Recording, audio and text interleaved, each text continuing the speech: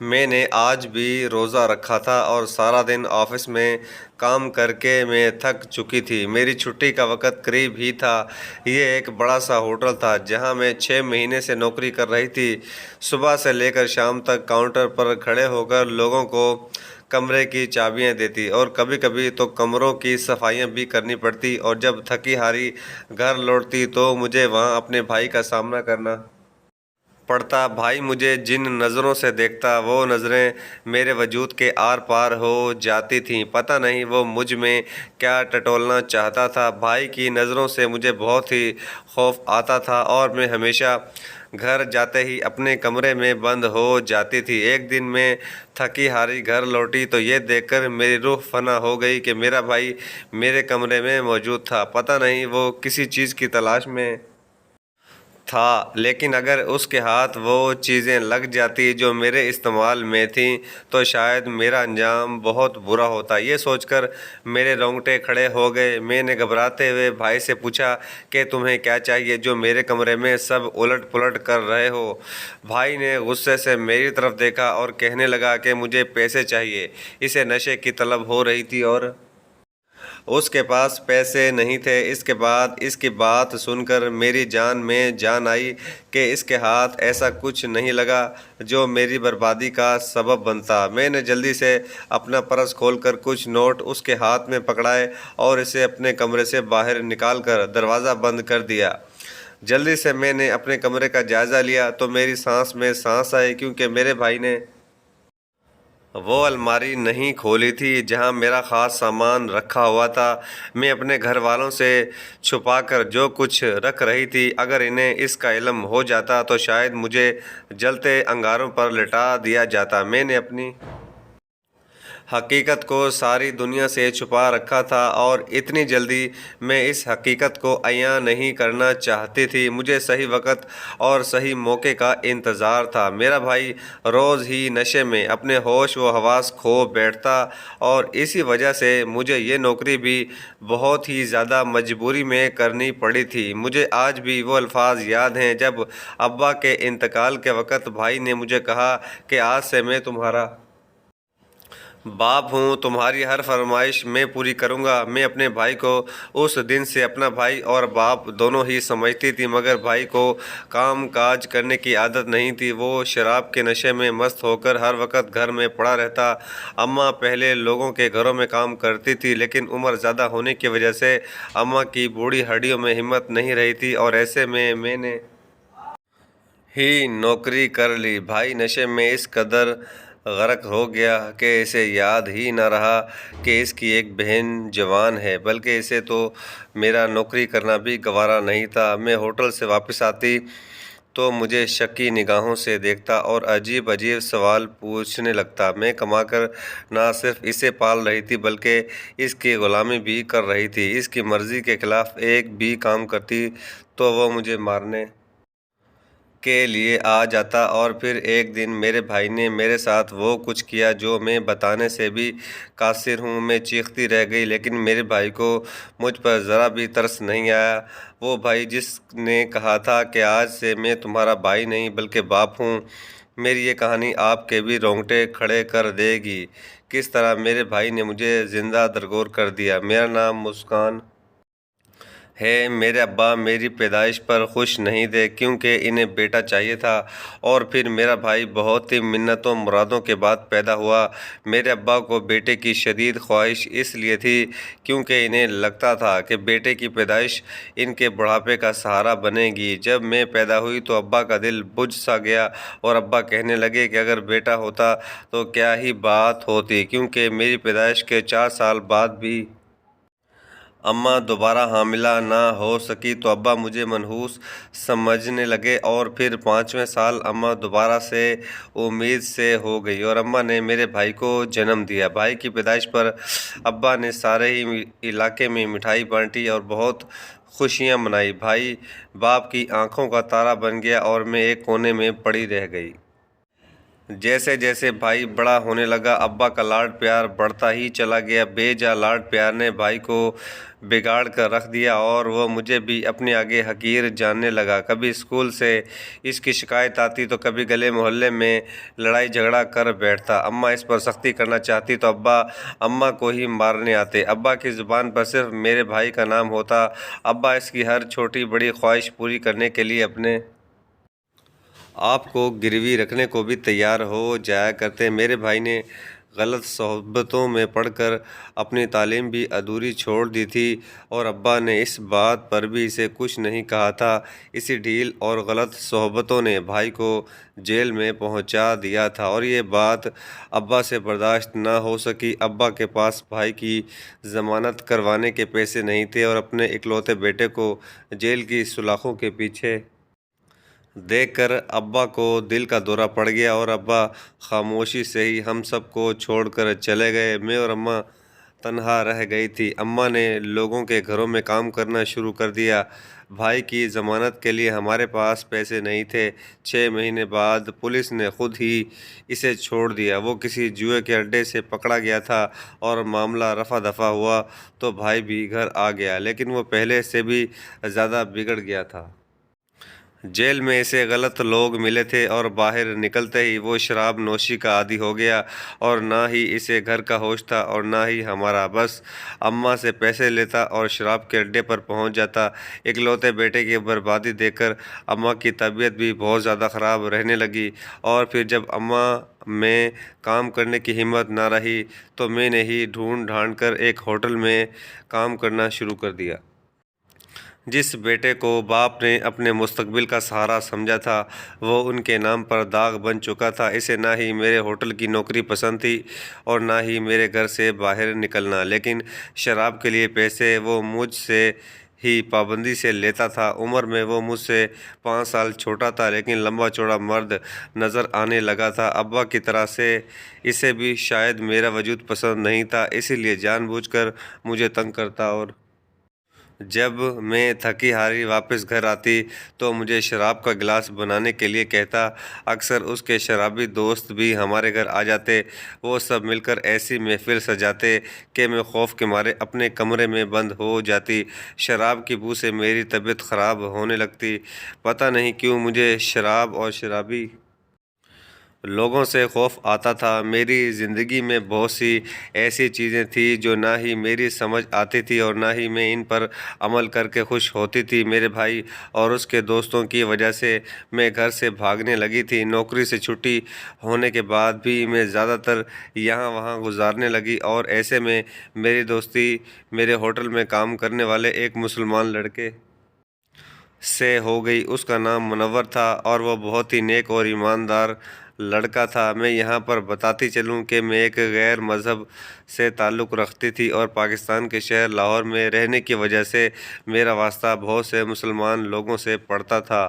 منور سے دوستی کیا ہوئی، میں نے چھٹی کے بعد کا زیادہ تر وقت اسی کے ساتھ ہی گزارنا شروع کر دیا۔ وہ ایک چھوٹے سے گاؤں سے لاہور نوکری کے لیے آیا ہوا تھا اور تنہائی کا شکار تھا۔ میں اس کے ساتھ بیٹھ جاتی اور وہ مجھے اپنے بارے میں بہت کچھ بتاتا۔ میں اس سے بہت سارے سوالات پوچھتی اور وہ مجھے اس کا صحیح جواب دیتا چلا جاتا۔ منور کی میری زندگی میں آنے سے بہت کچھ بدل کر رہ گیا تھا۔ سالوں سے جو باتیں میرے دل میں تھیں وہ جب زبان پر آئی تو منور نے ہر سوال کا جواب دے کر میری سوچوں کا رخ بدل دیا تھا۔ میں جب بھی پتھر کی مورتیوں کے آگے ہاتھ جوڑ کر کھڑی ہوتی تو میرے دل میں طرح طرح کے خیالات آتے۔ مجھے شروع ہی سے تاریخی کتابیں پڑھنے کا شوق تھا۔ میں جب بھی صدیوں پرانی تاریخ کو ٹٹولتی تو مجھے ایسا محسوس ہوتا جیسے میرا دھرم سوائے جھوٹ کے اور کچھ نہیں۔ اکثر میں ہوٹل کے کمروں کی صفائی کے لیے جاتی تو جو کمرے ہمارے مذہب کے لوگ استعمال کر کے چھوڑ جاتے ان میں مجھے ناپاکی محسوس ہوتی۔ شراب کی بوتلیں، شراب کی بو ان کمروں میں مہک رہی ہوتی اور ان کی صفائی میں بھی مجھے بہت دقت پیش آتی اور جن کمروں کو مسلمان لوگوں نے استعمال کیا ہوتا وہ اتنی خوشبودار اور مہکتے ہوئے محسوس ہوتے کہ میرا دل خوش ہو جاتا۔ میں سوچتی کہ جو لوگ اتنے پاک صاف ہوتے ہیں، ان کا دین کتنا خوبصورت ہوگا۔ اپنے بھائی کو نشے کی حالت میں دھت دیکھتی تو مجھے لگتا یہ چیز ٹھیک نہیں ہے اور اس پر پابندی ہونی چاہیے، کیونکہ میرے بھائی کو نشے کی حالت میں نہ ہی اپنا ہوش رہتا، نہ ہی اماں کا اور نہ ہی میرا خیال ہوتا۔ بہت سی چیزیں ایسی تھیں جن کا میں وقت کے ساتھ موازنہ کرنے لگی تھی، اور پھر جب منور نے میرے سارے سوالوں کے جواب دیے تو میری سوچ میں تبدیلی آ گئی۔ ہوٹل سے واپسی پر ایک لائبریری پڑتی تھی۔ ایک دن میں نے لائبریری سے تاریخ کی بہت ساری کتابیں لی اور گھر آ گئی۔ کمرے میں بند ہو کر راتوں کو جاگ جاگ کر میں نے ان کتابوں کو پڑھنا شروع کیا تو 1400 سال پرانے واقعات نے میرا دل موم کر دیا۔ میں نے ایک ایسی ہستی کے بارے میں پڑھا جس کا نام محمد صلی اللہ علیہ وسلم تھا، اور اس کے کردار کی گواہی تو کافر بھی دیا کرتے تھے۔ ہر گزرتے دن کے ساتھ ان کتابوں میں میری دلچسپی بڑھ رہی تھی، لیکن میرے بھائی کی نظر مجھ پر بہت تیز ہو گئی تھی۔ وہ مجھ پر نظر رکھنے لگا تھا، اور پھر ہمارے پڑوس میں نئے لوگ آ کر شفٹ ہوئے تو اماں کے کہنے پر میں ان کی مدد کروانے کے لیے چلی گئی، کیونکہ اس دن میرے ہوٹل کی چھٹی تھی۔ وہاں جا کے مجھے پتہ چلا کہ وہ ایک مسلمان فیملی ہے۔ شاید اماں کو اس بارے میں علم نہیں تھا، ورنہ اماں مجھے کبھی یہاں نہ بھیجتی۔ وہ لوگ بہت ہی اچھے اور ملنسار لوگ تھے۔ میں نے بنا دھرم کا فرق کیے ان کی مدد شروع کر دی، اور ان کا سامان سیٹ کرواتے ہوئے مجھے ان کی بیٹی کی بہت سی کتابیں ملی جو میں نے وقتی طور پر پڑھنے کے لیے مانگ لی تھی۔ وہ مذہبی کتابیں تھیں، میں ان کا مطالعہ کرنا چاہتی تھی۔ وہ کتاب اپنی چادر میں چھپا کر میں جب شام کو گھر لوٹی تو میرا بھائی دروازے پر کھڑا تھا، جو مجھے دیکھ کر غصے میں کہنے لگا کہ تو ان مسلمانوں کے گھر میں کیا کرنے گئی تھی؟ بھائی کا لہجہ اور نشے میں ڈوبتی سرخ آنکھیں مجھے کپ کپانے پر مجبور کر گئی تھی۔ اتنے میں اماں پیچھے سے آ گئی اور کہنے لگی کہ مسکان کو معلوم نہیں تھا میں نے ہی اسے مدد کے لیے بھیجا تھا، کیونکہ مجھے بھی یہ بات معلوم نہیں تھی کہ وہ لوگ مسلمان ہیں۔ بھائی نے انگلی اٹھا کر مجھے تنبیہ کی کہ آئندہ اگر میں نے ان کے گھر کا رخ کیا تو میری ٹانگیں توڑ دے گا۔ بھائی تو گھر سے نکل کر چلا گیا، لیکن میری جان ہی نکل گئی۔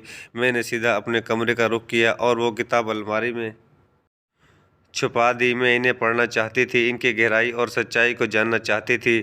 میرا دل بدلنے لگا تھا۔ مجھے اپنے دھرم سے زیادہ مسلمانوں کے دھرم میں دلچسپی ہو گئی تھی۔ اذان کی آواز میرے کانوں میں پڑتی تو میرا دل بے تاب ہو کر مچلنے لگتا۔ پچھلے کچھ دنوں سے تو میرا حال ایسا تھا کہ اذان کی آواز سنتے ہی میرے آنسو بہنے لگتے، مجھ پر ایک عجیب کیفیت طاری ہوتی اور میں کسی بھی کونے میں بیٹھ کر زاروں قطار رونے لگتی۔ مجھے ایسا لگتا جیسے یہ آواز مجھے پکار رہی ہو، مجھے کامیابی کا راستہ بتا رہی ہو۔ میں نے اپنی اماں اور بھائی سے چھپ کر پڑوسیوں کے گھر جانا شروع کر دیا۔ منور کے ساتھ ساتھ ان لوگوں سے بھی میں نے بہت سارے سوالات پوچھے، اور ان کے ساتھ میرا دل بہت ہی خوش ہوتا تھا۔ اور پھر ایک دن ایسا آیا جب میں نے خود منور سے کہا کہ وہ مجھے کلمہ پڑھا دے۔ میری بات سن کر منور بہت خوش ہوا۔ اس نے مجھے اس بات کی بھی تاکید کی کہ اگر تم کلمہ پڑھ رہی ہو تو فوراً اپنے گھر والوں کو اس بارے میں نہ بتانا، بلکہ ان کا دل جاننے کی کوشش کرنا، ان کا دل بدلنے کی کوشش کرنا، اور پھر انہیں اپنے اسلام قبول کرنے کے بارے میں بتانا۔ میں نے فوراً اس کی بات مان لی، کیونکہ میں جانتی تھی کہ میرا بھائی کس مزاج کا ہے، اور شراب کے نشے میں تو اسے بالکل بھی ہوش نہیں رہتا۔ اور پھر میں نے تاریخ کی کتابوں میں پڑھا تھا کہ شروع میں دین بھی ایسے ہی پھیلا تھا، اسی لیے میں نے اپنی سچائی الماری میں بند کر دی اور کلمہ پڑھ کر چھپ چھپ کر عبادت کی شروعات کی۔ مجھے مسلمان ہوئے 3 مہینے ہو گئے تھے، لیکن میں نے اس بارے میں اپنے بھائی کو بالکل بھی بھنک نہیں لگنے دی، لیکن پتہ نہیں کیوں اس کی نظریں ہر وقت میرے وجود کے آر پار ہونے لگی تھی۔ میں اپنے کمرے میں بند ہوتی تو مجھے ایسا لگتا جیسے وہ میرے کمرے کے باہر چکر کاٹ رہا ہو۔ ایک دفعہ اس نے مجھے پڑوسیوں کے گھر سے نکلتے دیکھ لیا، اور اس مجھے اتنا مارا کہ میرا پورا چہرہ نیل سے بھر گیا۔ اسے مسلمانوں سے سخت نفرت تھی، اور وہ اس بات کے بالکل خلاف تھا کہ میں یا اماں ان لوگوں سے کوئی بھی رابطہ رکھیں، اور میں یہ سوچ کر کانپ جاتی کہ جیسے میرے بھائی کو میری سچائی کا پتہ چلے گا، اس دن پتہ نہیں وہ میرے ساتھ کیا کرے گا۔ اور پھر ماہ رمضان کا بابرکت مہینہ شروع ہوا تو میں مسلمان ہونے کے ناطے روزہ چھوڑنے کے بارے میں سوچ بھی نہ سکی۔ ویسے بھی مجھے سارا دن ہوٹل میں ہی گزارنا ہوتا تھا، اسی لیے مجھے یقین تھا کہ میرے گھر میں کسی کو بھی اس بات کا علم نہیں ہوگا کہ میں روزے سے ہوں۔ عید کے دن قریب آ رہے تھے اور منور ہوٹل سے چھٹیاں لے کر اپنے گاؤں جا چکا تھا۔ کام کا دباؤ بھی آج کل بہت زیادہ تھا اور اسی وجہ سے میری طبیعت کچھ ناساز ہو گئی۔ ویسے بھی یہ زندگی میں پہلی دفعہ تھا جب میں نے اس طرح روزے رکھے تھے۔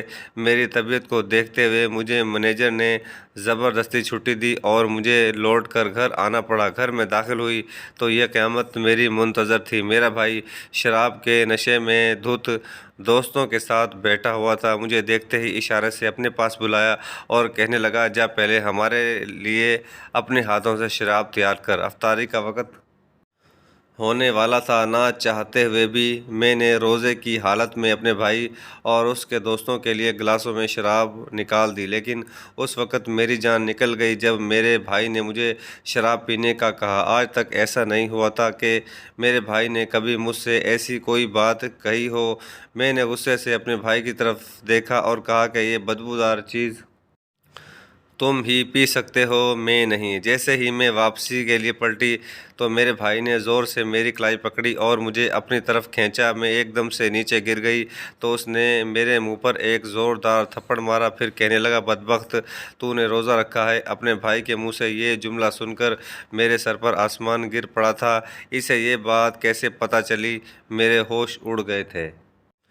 میرے بھائی نے غصے میں میری الماری سے کتابیں نکال کر میرے سامنے رکھ دیں اور کہنے لگا کہ تو مجھ سے چھپ چھپ کر ہمارے ہی گھر میں غیر مذہب کو پروان چڑھا رہی ہے۔ تجھے کیا لگتا ہے کہ میں شراب کے نشے میں اتنا اندھا ہو گیا ہوں کہ مجھے تیری بدلتی ہوئی حالت دکھائی نہیں دے رہی؟ یہ جو تو ہر وقت سر پر دوپٹہ اوڑھ کر رکھتی ہے، کیا مجھے سمجھ نہیں آتا کہ تو کیا کر رہی ہے؟ مجھے خود بھی اس بات کا احساس نہیں تھا کہ میں سر تا پاؤں تک بدل چکی تھی اور بھائی کی نظروں میں یہ بات آ گئی تھی۔ میرے بھائی نے زبردستی شراب کا گلاس میرے ہونٹوں سے لگانے کی کوشش کی تو میں نے شراب کا گلاس دور پھینک دیا اور بھائی سے منت کی کہ میرا روزہ ہے، وہ میرے ساتھ ایسا کچھ نہ کرے۔ میرے منہ سے میرا سچ سنتے ہی بھائی کو جلال آ گیا اور مجھے گالیاں دیتے ہوئے اس نے مجھے اپنے شرابی دوستوں کے آگے پھینک دیا اور کہنے لگا کہ آج سے یہ میری کچھ نہیں لگتی، تم لوگ جو چاہو اس کے ساتھ کر سکتے ہو۔ بھائی کی بات سن کر میں کانپ گئی۔ میں بہت چیخی چلائی مگر میرے بھائی پر تو کسی بات کا کوئی اثر نہ ہوا۔ میں نے روزہ رکھا تھا، میں نے کوئی غلط کام نہیں کیا تھا، میں انسان تھی۔ مجھے اس بات کا حق حاصل ہونا چاہیے تھا کہ میں اپنی مرضی سے اپنے لیے کسی دھرم یا کسی دین کا انتخاب کر سکوں، لیکن مجھ سے یہ حق چھین لیا گیا تھا اور میں اپنے بھائی کے نشے میں چور دوستوں کے حوالے ہو گئی۔ میں چاہ کر بھی کچھ نہیں کر سکی اور میری عصمت تار تار ہو گئی تھی۔ وہ گھڑیاں میری زندگی میں تاریخی لمحات کی طرح تھی۔ میری سگی ماں نے بھی مجھے نہیں بچایا تھا، اسے بھی میرے مسلمان ہونے پر مجھ سے نفرت ہو گئی تھی۔ میں خوب رو رہی تھی، میں نے خدا کے آگے التجا کی تھی، میں اپنے اللہ سے انصاف چاہتی تھی۔ میرے بھائی نے مجھے کمرے میں بند کر دیا تھا، میرا سب کچھ لٹ چکا تھا۔ میں بند کمرے میں ہر وقت جائے نماز پر بیٹھی روتی رہتی تھی۔ وہ مجھے عبادت کرنے سے نہیں روک سکتا تھا۔ میری نوکری چھوٹ گئی تھی، گھر کے حالات خراب ہونے لگے تھے۔ بھائی کو نہ پہلے کام کی عادت تھی اور نہ ہی اب۔ اس کے پاس تو اپنے نشے کے لیے پیسے نہیں ہوتے تھے۔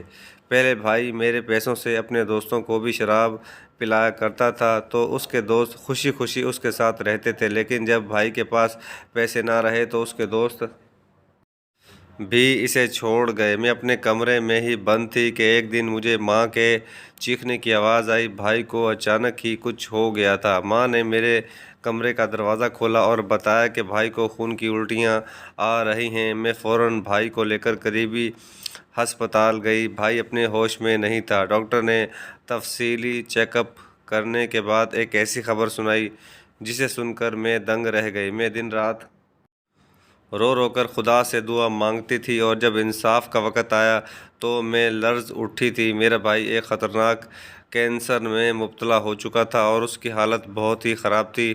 شراب نوشی نے اس کے پھیپھڑوں کو نقصان پہنچایا تھا اور وہ جسمانی طور پر بالکل ختم ہو چکا تھا۔ یہ میں نے کیا کر دیا تھا؟ مجھے تو اپنے اللہ سے یہ دعا مانگنی چاہیے تھی کہ وہ میرے گھر والوں کو بھی دین پر چلنے کی توفیق دے اور ہدایت کا راستہ دکھا دے، لیکن میں تو بدلے کی دعا مانگ بیٹھی تھی۔ مجھے اپنی غلطی کا احساس ہوا تو میں ایک دفعہ پھر اللہ تعالیٰ کے حضور سجدہ ریز ہو گئی اور اللہ سے دعا مانگی کہ وہ میرے بھائی کو صحت یاب کر دے اور اسے بھی میری طرح دین کے راستے پر چلنے والا بنا دے۔ میرا بھائی بہت زیادہ بیمار تھا اور جب اسے ہوش آیا تو اس کی آنکھوں سے آنسو بہنے لگے۔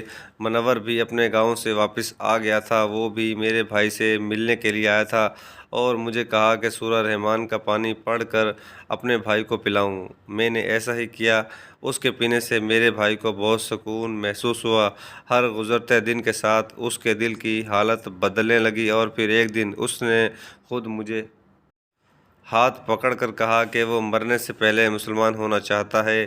یہ بات سن کر میری آنکھوں سے آنسو بہنے لگے تھے۔ میں نے اپنے بھائی کو پیارے محمد صلی اللہ علیہ وسلم کا کلمہ پڑھا دیا تھا۔ اسے ہدایت مل گئی تھی کیونکہ میں نے اس کے لیے ہدایت کی دعا مانگی تھی۔ ڈاکٹروں کے علاج اور سورہ رحمان کے پانی نے ایسا جادو کیا کہ میرے بھائی کا مرض کافی حد تک ٹھیک ہو گیا اور اسے ہسپتال سے چھٹی بھی مل گئی۔ میں نے دین کی تعلیمات سے اپنی ماں کے دل کو بھی بدل دیا تھا اور ہمارا گھر ایک مسلمان گھرانے میں بدل گیا تھا۔ میرے بھائی کے دوستوں نے روزے کی حالت میں مجھے جو تکلیف پہنچائی تھی ان کے ساتھ اس سے بھی کہیں زیادہ برا ہوا۔ وہ تینوں ہی ایک کار حادثے میں بری طرح کچلے گئے تھے۔ شراب کے نشے میں گاڑی چلاتے ہوئے انہیں ہوش نہیں رہا تھا۔ میرا بھائی کافی حد تک ٹھیک ہو گیا تھا اور میرے دل میں دین کے لیے جو سچی محبت تھی اس نے میری دنیا اور آخرت دونوں کو سنوار دیا تھا، اور اس میں زیادہ تر ہاتھ منور کا بھی تھا۔ منور نے مجھے بہت سہارا دیا